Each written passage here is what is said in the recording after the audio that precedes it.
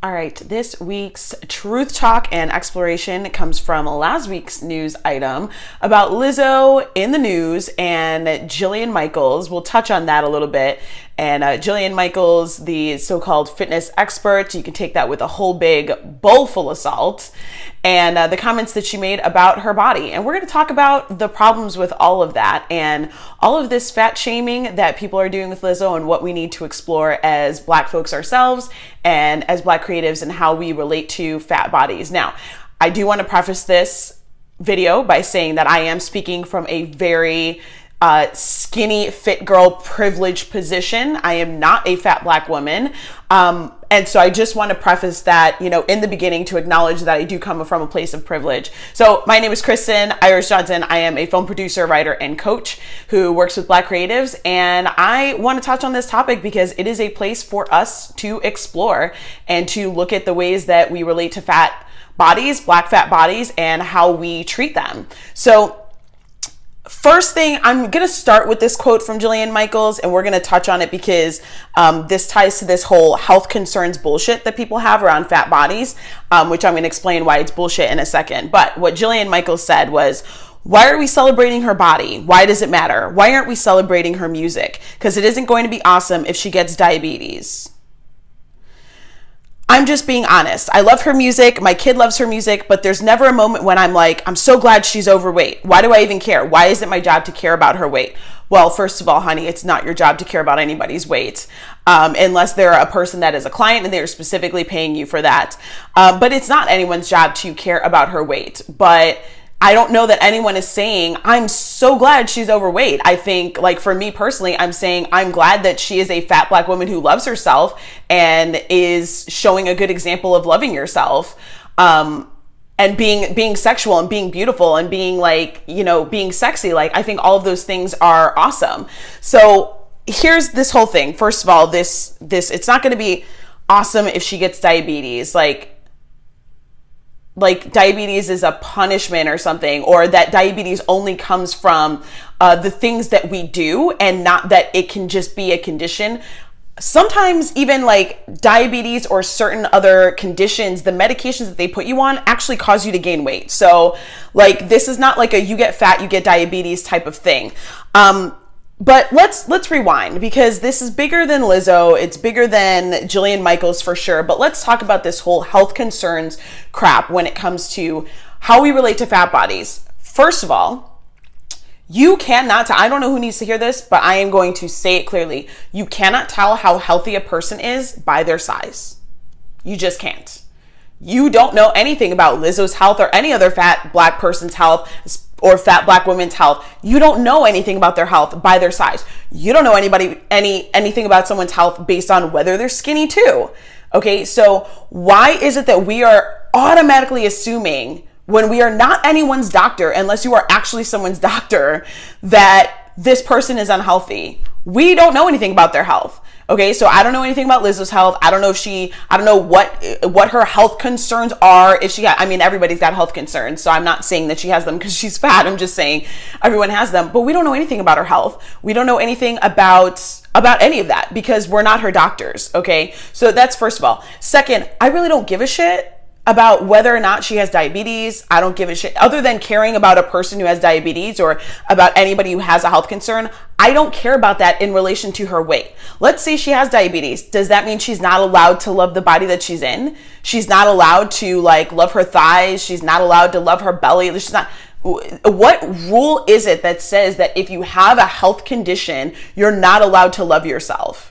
Okay, now, as a person who has disabilities, I'm allowed to love myself. Like, why is it that I have disabilities? I have conditions that have made it at times where I literally can't work even from home, but I'm allowed to love myself, right? I'm allowed to be like, oh, I love my body. I love my thighs. I love blah, blah, blah. Why am I allowed to do that? Because I have skinny girl privilege.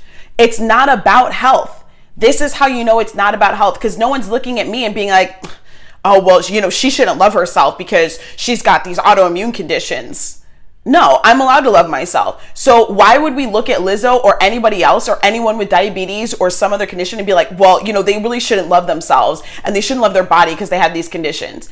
We don't, because it's not actually about their health. It's about the fact that they're fat.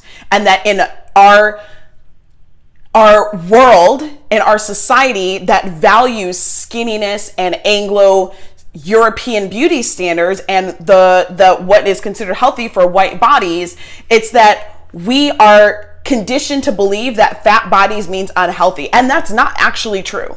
There are plenty of fat people who are actually quite healthy. I could tell you right now that Lizzo's cardio can probably outdo mine right now. Okay, like she is up there dancing and twerking and singing at the same time. Like, I don't think I could last. And I'm pretty in shape, okay? So like, you can't actually tell how healthy a person is by how they look. This is about the conditioning we have around fat bodies being unhealthy and the judgments that you're making about her. But even if she is unhealthy, who cares?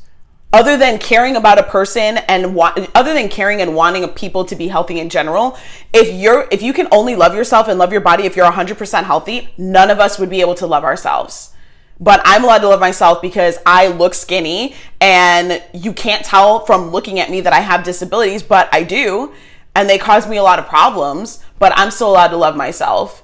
You know, so why isn't she allowed to love herself? Why isn't anybody else allowed to love themselves? If someone's in a wheelchair, they're not allowed to love themselves because they're in a wheelchair. The reason why I'm saying this is because, and I'm not saying that fatness is a disability. That's not what I mean at all. What I'm saying is that using disabilities as an example of we're still allowed to love ourselves through disability, you should still be allowed to love yourself through fatness. You should still be allowed to love yourself through, you know, anything else that's going on, because this is the only body you have. And this is the body that we get that carried us through our whole lives. It's going to carry us through the rest of our lives. And we get to appreciate that, especially as Black women whose bodies have constantly been policed, whose bodies are fetishized and vilified at the same time. We're allowed to love ourselves. And going back to Jillian Michaels, for her to be a white woman on a show with another white woman with their white woman privilege and their skinny woman privilege to fix their mouths to talk about a Black woman's body and a fat Black woman's body is racist. And it's white supremacist. You want to talk about health and you want to talk about all of those things and how we need to take care of ourselves, then why don't you work on breaking down the systems of oppression that put Black people and Black communities in a place of having a lack of resources, in food deserts, and not being able to access the same kind of health and medical benefits, or even the same kind of food resources, or even the same kind of food education. This is a systemic issue that is designed specifically to make Black people more unhealthy, to keep us unhealthy, because there's big money in our unhealthy bodies. There's big money in the medications. There's big money in the treatments.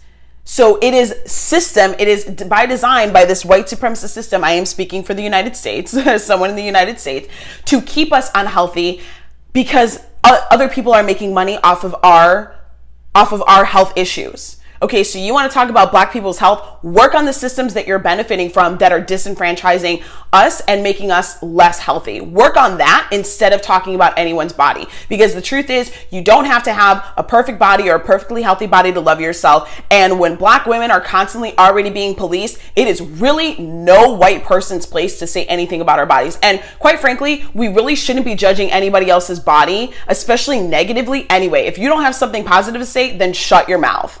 And that is not just for white people, that is for all of us. We need to stop talking trash about each other and about each other's bodies, and we need to check our fat shaming as well. And look at, where did we get this conditioning that certain bodies are better than others, that you're only allowed to love yourself if you are in a certain shape, and exploring like, what is our relationship to these ideas of health, these ideas of fitness, and whose bodies those are based on. Because even just looking at the health industry, to be completely honest, a lot of the ideas of what is healthy and what is well is based off of white bodies, not our bodies.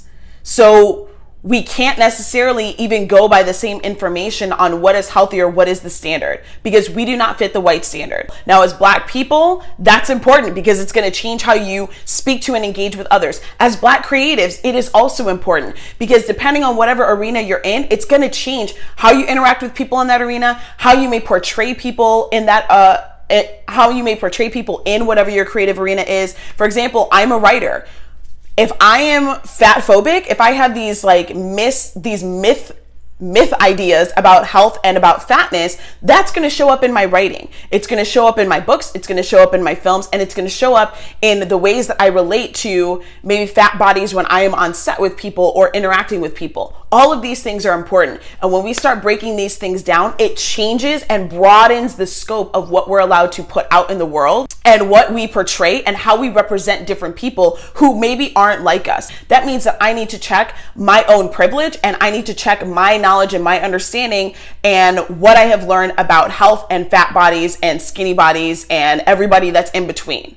So it is really important for us as Black folks to examine these things. So we are going to be talking about this more in the Melanated Rising House, which is my dope ass community for Black creatives. You can go to melanatedrising.mn.co. There will be a link in the description. You can go and join this post. This video will be up there, and we will be discussing more. These are important discussions to have, and we're going to be diving in deeper. So come on, join the house, join the community, and let's talk about this further.